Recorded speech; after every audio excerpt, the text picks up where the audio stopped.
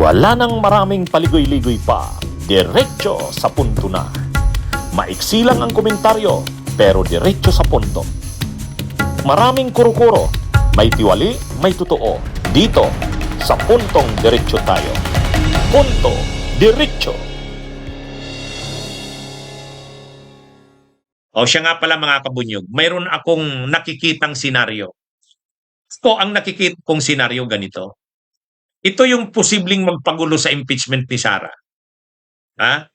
Ako ayaw siyempre nating magkagulo ang impeachment ni Sara.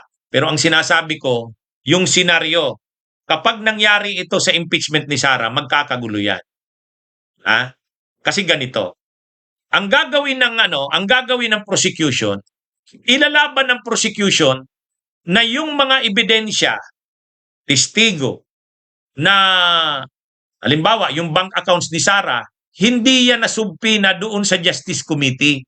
Pero magmo-motion sigurado, 100% ako, magmo-motion ang prosecution na isubpina ang bangko at i-produce yung mga bank records ni Sara at ni Manscarpio. Sigurado din tayo, 100%, i-oppose siya ng kampo ni Sara. Di magbubutuhan na naman ngayon ng mga senador ang impeachment court. Ako sa tingin ko, aaprubahan yan ng mga senador. Kasi ang mayorya naman ng mga senador ay samahan nila Gatchalian sa kanila, saka para nga sila sa paghanap ng ebidensya. Gusto naman talagang makita ng mga senador yung mga ebidensya.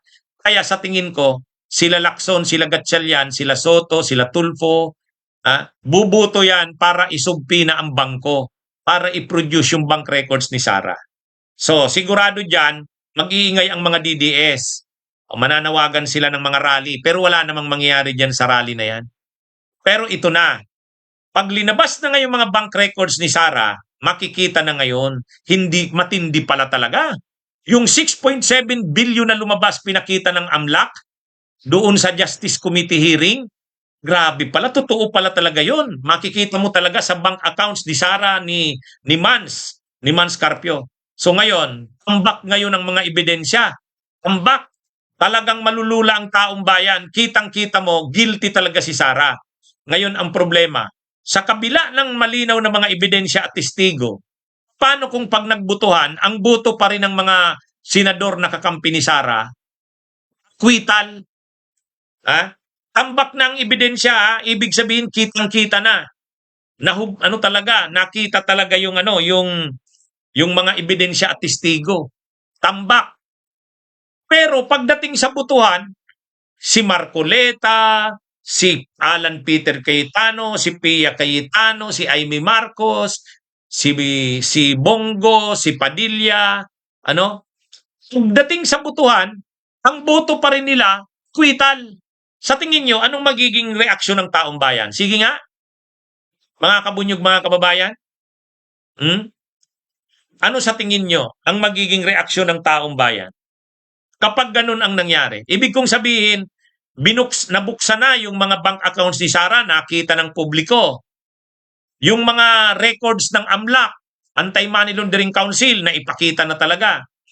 Yung may mga ebidensyang hindi nabuksan doon sa Justice Committee.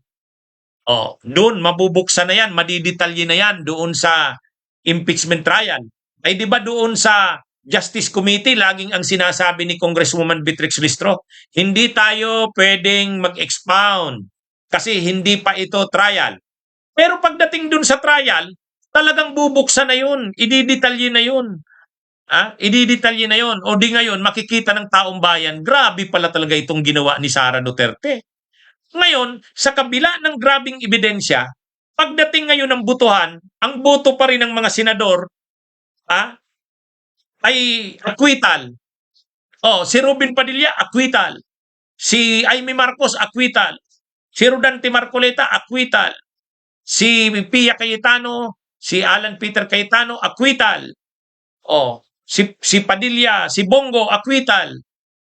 Amy Marcos, ano kaya ang magiging reaksyon ng taong bayan kapag ganun? Ibig sabihin, sa kabila ng grabe ng ebidensya, acquittal pa rin ang boto ng mga senador, lalo na ng mga kakampi ni Sara. Anong mga mangyayari diyan? O sabi ni Dirial, the people will be angry. Tama po kayo. Actually, sinabi rin yan ni dating Senate President Franklin Drilon. Itong impeachment na ito, babantayan ito ng taong bayan. Pag nakita ng taong bayan na tambak ang ebidensya, ang linaw-linaw, tapos inakwit pa rin nila, magkakaroon ng public outrage. Ha? Magkakaroon ng public outrage dyan. Sa totoo lang mga kabunyog, mga kabayan. Ako na-anticipate ko yan. Mabuti sana kung wala naman talagang maipakitang mga ebidensya. Mabuti naman sana talaga kung wala naman testigo. Or may testigo at ebidensya na durog ni Sara. Ibig sabihin, mas nangiba na nakumbinsi ng tao mas nakumbinsi ni Sara ang tao. Kumbaga mas pumapanig ang opinyong publiko kay Sara. Pagka ganun walang problema. Pero ang problema diyan, kapag nakita ng taong bayan na tambak ang ebidensya, tapos pagbutuhan itong mga senador, lalo itong mga pro-Sara, hindi titingnan yung ebidensya. Ang susundin nila ay yung pagkapanatiko nila sa Duterte. Kasi yun ang sinasabi ni Ruben Padilla. Bali-balik ta rin man daw siya, sunugin man daw siya, Duterte pa rin siya. Oh, 'di ba mga kabunyog, yan ang magiging problema. Kasi yan talaga ang nakikita kong mangyayari diyan eh. Lalabas ang mga ebidensya, matibay ang mga ebidensya, talaga? Problema, kahit tambak ng ebidensya, paano kung itong mga senador na ito ay ang pangibabawin pa rin ay yung kanilang political Ito yung problema ng Senado ngayon, masyadong polarized. Ang Senado ngayon masyadong polarized. Mga kabunyog, mga kababayan. Ibig sabihin, talagang tumitigas ang stand. Halimbawa, sila Amy Marcos, sila Marcoleta, sila Padilla. Hindi naman sila na interesado sa ebidensya. Hindi sila. May matibay na ebidensya o wala, acquittal sila. Yun ang problema. Yan ang problema dyan, magagalit ang taong bayan dyan. Magkakaroon dyan ng tinatawag nating public outrage.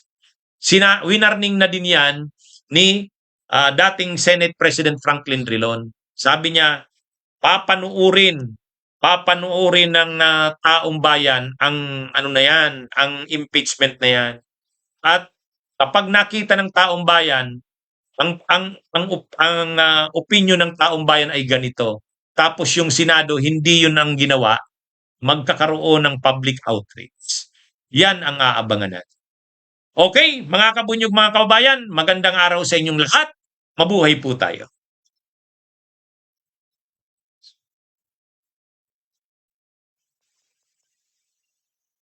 Bunyog, halikan na kasama ka.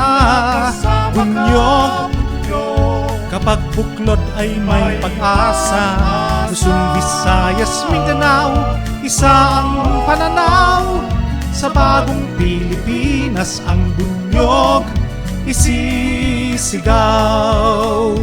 Bunyog,